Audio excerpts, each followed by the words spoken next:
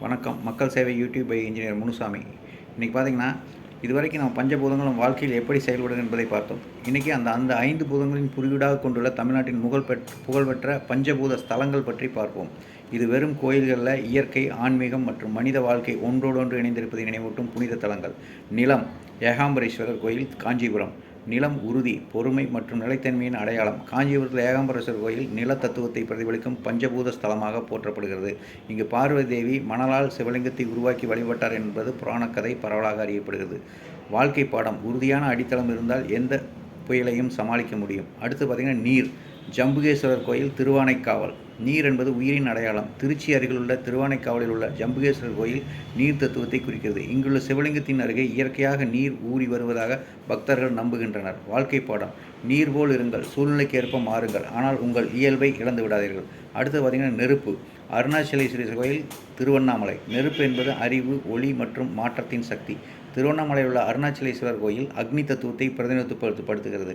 ஒவ்வொரு ஆண்டும் நடைபெறும் கார்த்திகை தீபம் உலக புகழ்பெற்ற விழாவாகும். வாழ்க்கை பாடம்: உங்களுக்குள் இருக்கும் அறிவின் தீபத்தை எப்போதும் அணைய விடாதீர்கள்.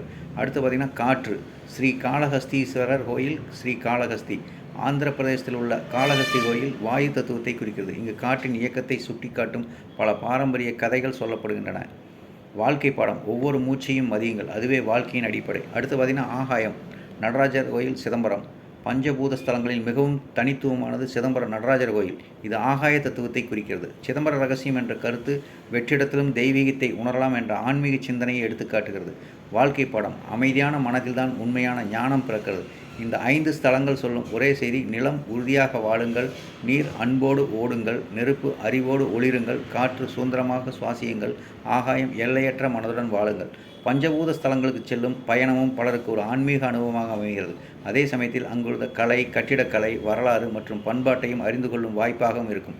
இன்றைய சிந்தனை: கோயிலுக்கு செல்வது மட்டுமல்ல முக்கியம், அந்த கோயில் சொல்லும் பாடத்தை, வாழ்க்கை பாடத்தை நம் வாழ்க்கையில் கடைபிடிப்புதான் உண்மையான வழிபாடு. நன்றி. மீண்டும் ஒரு நல்ல வீடியோவில் சந்திப்போம். நன்றி.